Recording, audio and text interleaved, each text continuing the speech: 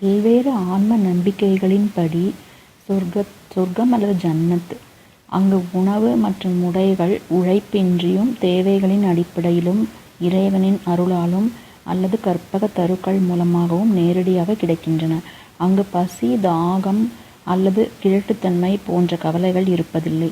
இந்து நம்பிக்கைகளின்படி ஸ்வர்க லோகத்தில் தேவர்கள் மற்றும் மனிதர்கள் உயர்ந்த ஆன்மாக்கள் அமிர்தத்தை உட்கொள்கிறார்கள். பூவுலகைப் போல அங்கு சமைக்க வேண்டிய தேவையில்லை.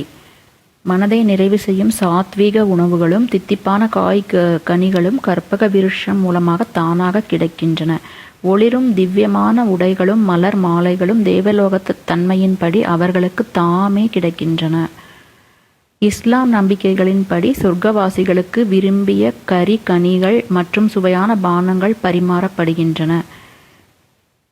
அவர்கள் சொர்க்கத்தை ஜன்னத் என்று கூறுகிறார்கள். கேட்கும் போதெல்லாம் பறவைகளின் மாமிசமும் பழங்களும் கண்ணிமைக்கும் நேரத்தில் அல்லாவின் அருளால் கிடைக்கும். அங்குள்ளவர்கள் மெல்லிய பட்டாடையையும் தங்கம் மற்றும் வெள்ளியாலான அணிகலன்களையும் அணிகிறார்கள். அவற்றின் அழகு எக்காலமும் அழியாதது. இது போன்ற இம்மையை விட மறுமையில் அதிக சுகம் பயக்கக்கூடிய விஷயங்கள் உள்ளன.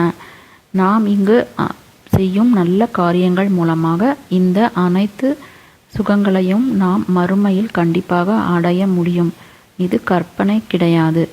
உண்மையிலேயே சொர்க்கம், ஜன்னத் மற்றும் கிறிஸ்தவ நம்பிக்கைகளின்படி பரலோகம் உள்ளது. நன்றி, வணக்கம்.